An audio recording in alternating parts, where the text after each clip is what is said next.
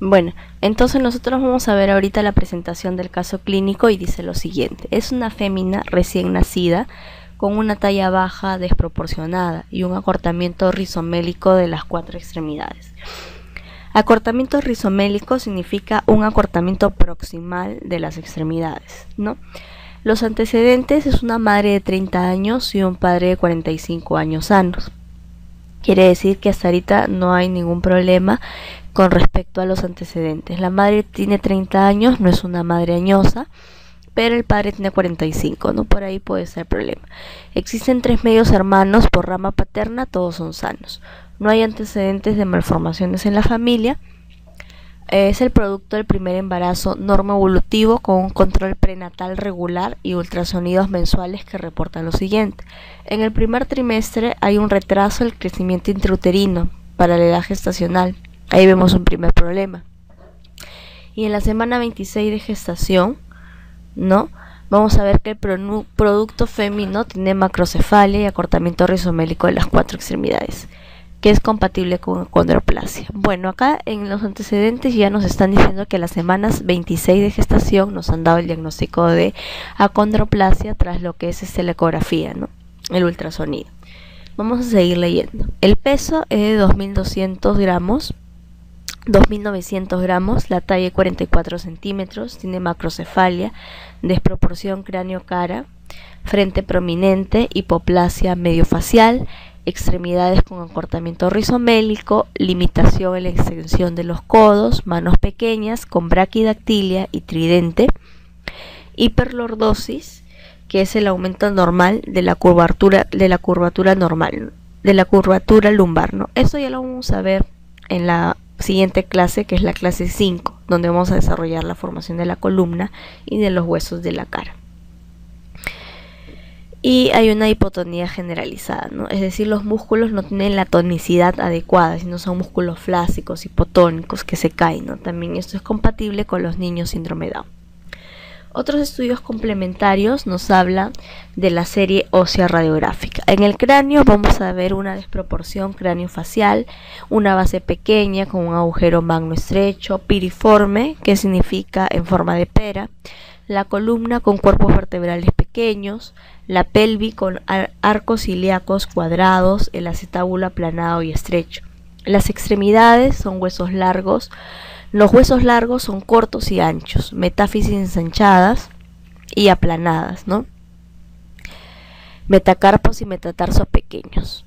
Falanges cortas y anchas, aumento de la distancia entre el tercer y cuarto dedo, que es el tridente. El estudio molecular es una mutación G1138A en el gen del receptor 3 del factor de crecimiento de fibroblastos. El diagnóstico definitivo es acondroplasia. Entonces, a lo largo de toda esta historia clínica hemos estado mencionando características de la acondroplasia, ¿no? Y eso es lo que hay que tener en cuenta. Entonces vamos a hablar un poco acerca de la acondroplasia para terminar esta clase, ¿no? Según el caso clínico lo vamos a ir relacionando. La acondroplasia es una displasia ósea. ¿Qué quiere decir una displasia ósea? Es una alteración en la morfogénesis del tejido óseo, en donde las células se van a encontrar desorganizadas. Entonces la acondroplasia es la displasia ósea más frecuente y por eso mismo es considerado una de las causas más comunes de talla baja, prenatal, desproporcionada o enanismo. Entonces cuando ustedes tengan una persona con una ecografía en donde hay una desproporción de la talla y las características mencionadas, pueden sospechar de acondroplasia. No tienen que irse necesariamente al estudio molecular, que es el estudio que le va a confirmar, ¿no? Entonces, esto es una enfermedad mendeliana con un patrón hereditario autosómico dominante. Sin embargo, es muy común que también se pueden presentar como eventos esporádicos, ¿no? Es decir, por mutaciones que se dan del novo, ¿no? De manera nueva, y se encuentran relacionadas con la edad paterna avanzada. ¿Se acuerdan que yo les mencioné en los antecedentes la madre de 30 años? Que es normal porque a partir de los 35 años es una madre añosa, pero el padre tiene 45, entonces el padre tiene una edad no muy joven. Entonces la edad paterna avanzada de más de 35 años es un factor relacionado con la acondroplasia, ¿no? Y esta malformación, esta displasia ósea, se da en un porcentaje de 1 de cada 15.000 a 40.000. Entonces es algo poco frecuente, sin embargo es la causa más frecuente de enanismo prenatal. Entonces, así como lo dijo el estudio molecular, la mutación se da en las copias del receptor de factor de crecimiento de fibroblastos tipo 3, que se localiza en el cromosoma 4 en el brazo corto 16.3. Este receptor 3 de factor de crecimiento de fibroblasto es un receptor de transmembrana que se va a unir a los factores de crecimiento en el sitio extracelular, ¿no? Es decir, va a activar los dominios de la tirosincinasa iniciando la cascada de señales.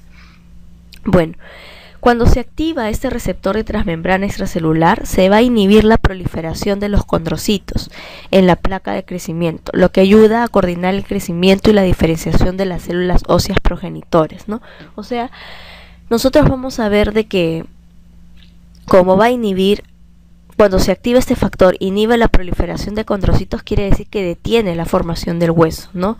Entonces, en la condroplasia existe una mutación que ocasiona la sustitución de una de las bases de estas proteínas, ¿no? En lugar de arginina, se va a colocar glicina en la posición 380. Entonces, de esta manera se altera a este receptor. De esta manera muta el receptor 3 de factor de crecimiento por una sustitución de bases. Entonces provoca la inhibición inapropiada de la proliferación de los condrocitos en la placa del crecimiento. Disculpen. Ocasionando de esta manera el acortamiento de los huesos largos y la diferenciación anormal de otros huesos, ¿no? Entonces ya saben, se da por mutación del receptor 3 de factor de crecimiento de fibroblastos porque se activa este factor de crecimiento inhibiendo la proliferación de condrocitos. Ahí está la fisiopatología. Entonces, al ser una enfermedad genética, no existe un tratamiento definitivo, no solamente evitar las complicaciones, ¿no? Como puede tener hiperlordosis, no va a tener dolor, va a tener malformaciones óseas, entonces tienen que ir a terapias físicas de rehabilitación constante, ¿no? Van a tener por estas mismas causas de defectos óseos, retraso motor, y la cabeza va a ser muy grande para sostenerla, ¿no? En muchas ocasiones, como bien lo mencionan acá, son hipotónicos, ¿no? Acá vemos en la exploración física hiperlordosis, hipotonía generalizada, ¿no? Entonces también hay que tener en cuenta eso. Y con respecto al tratamiento hay que evitar las infecciones de las vías respiratorias, ya que tienen una hipoplasia mediofacial. Ahí justo dice, ¿no? En la exploración física, hipoplasia mediofacial. Entonces esto lleva a infecciones de las vías respiratorias recurrentes, ¿no? Y condiciona complicaciones como la otitis media. Entonces la terapia física más evitar estas complicaciones van a tener un rol muy importante, ¿no? La terapia básicamente va a ser para detener los defectos como la hiperlordosis, la inestabilidad de la rodilla o la deformación ingenuvaro, ¿no? Que son rodillas arqueadas. Entonces vamos a también mencionarles que el nivel intelectual de esos niños va a ser normal, ¿no? Van a ser una displasia ósea que va a afectar a la formación de los huesos largos con acortamiento rizomélico de las 4 extremidades, pero no afecta el intelecto. Y obviamente también tiene que haber apoyo psicológico, ¿no? Porque el tener este tipo de malformación conlleva mucho a lo que es una malformación estética también, ¿no? Porque a quien le gusta ser un enanito que tenga esa carga, ¿no? En la espalda, que es la hiperlordosis lumbar, ¿no? Que es la situación de la curvatura no lumbar. Entonces, no son buenas estas características para la persona, ¿no? La talla está por debajo del promedio de la población general. Y bueno, las características que vamos a observar en esta niña es la frente prominente, la hipoplasia mediofacial, el acortamiento rizomélico, ¿no? Entre otras que no son observadas a simple vista, pero que hay que tener en cuenta, ¿no? A través de este pequeño caso clínico, ¿no? Entonces, como colofón, vamos a decir de que la condroplasia es la displasia ósea más frecuente y es la causa de talla baja prenatal más frecuente, ¿no? Que se da por alteraciones autosómicas dominante o del novo, ¿no? Por mutación del receptor 3 del factor de crecimiento de fibroblastos, ¿no? Que va a inhibir la proliferación de los condrocitos al sobreactivarse, ¿no? Y específicamente se traduce por la sustitución de la arginina en lugar de la glicina, en la posición 380. Bueno, eso sería todo con respecto a lo que son las extremidades, ¿no? Las extremidades entonces se van a formar en la 4ª semana del desarrollo. El periodo teratogénico va a ser o el periodo crítico de la cuarta a la octava semana. Se van a formar primero como yemas o esbozos, luego como placa, vienen las constricciones y luego tiene que darse la muerte celular para separar los dedos, ¿no? También las formaciones articulares que se forman en la interzona, intervienen muchos genes y se forman por un tipo de osificación endocondral, ¿no? Que es la osificación de los huesos largos.